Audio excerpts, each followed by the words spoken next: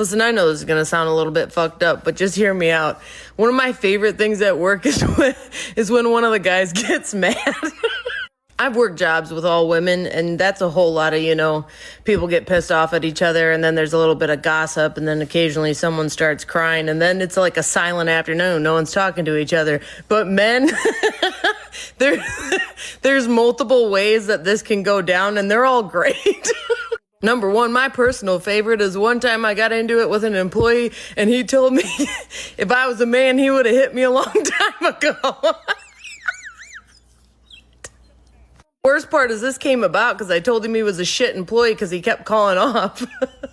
And after he said that, I was like, motherfucker, you'd have to come into work to hit me. That didn't make it better. Number two, you got the guy that's so pissed off he starts spilling secrets. I had two guys get into a fight. One came in my office and he was like, I can't fucking deal with him. All right, he's been screaming at me all day. And I don't want to say anything, but it's not my fault that his girlfriend's knocked up and he doesn't know if he's the dad. And I'm like, shut the door. He was like, oh shit, you guys didn't know that, did you? Number three, you got the guy that gets so mad that he loses his fucking dictionary. I had a guy come in and was like, I'm sorry I'm fucking late, all right, but my mom's got lymphoma in her knees. Lymphoma? In her knees. But you can't, that's not a time to correct a man, all right? You just got to ride it through, and then towards the end, you're like, wait, what was that thing that she had in her knees? And then you find out it's a hematoma, but that was not the time to figure that out. Let me tell you, the fucking word errors come out like full swing when they're pissed off. I had a guy literally yell at the vice president and say, I don't think you're confiscating us for our time enough. Vice president's looking at me like, the fuck? And I was like, compensating. I'm sorry, I'm having a hard time getting this one out. I had a guy tell me that if I didn't fix the door and he got hit in the head, he was going to sue me for getting a Caucasian. I was like,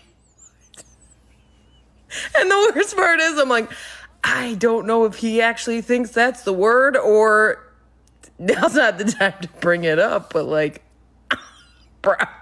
Number four, you have the guy that when he gets mad, he turns into a poetic genius. I had one of my employees get pissed off at this woman and said, I can't deal with her and her uppercase gums and her lowercase teeth.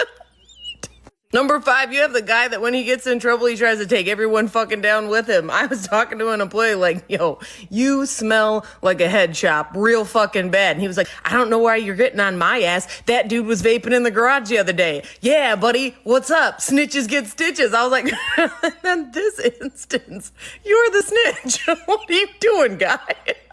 Number six, the guy that when you fuck up wants to just fire everybody. I had a guy fuck up the other day and my trainer looked at him and he was like, you keep fucking up like this and you're going to get demoted. He was like, to what? Garbage duty? And he was like, yeah, that or terminated. Either which way, you're going to wind up where you should be. And that's in the trash. Number seven, you have the guy that's just hell-bent on someone calling HR. He gets into it with someone's like, yeah, call HR. Call HR. You won't, bitch. Like, human resources should be something that a company uses, but when it comes to men, that's like the how dare you. Number eight, you got petty mayonnaise. You get into it with this guy, he ain't gonna do shit. He ain't gonna say anything to you, but later on when you're looking for your backpack, it's gone. Go to get in your car later on, he's put fart spray on your handles. He's not gonna say shit to your face, but you'll know.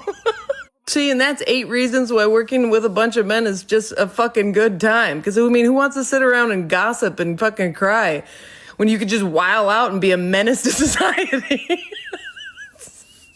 Even on a bad day, we're still having a good day.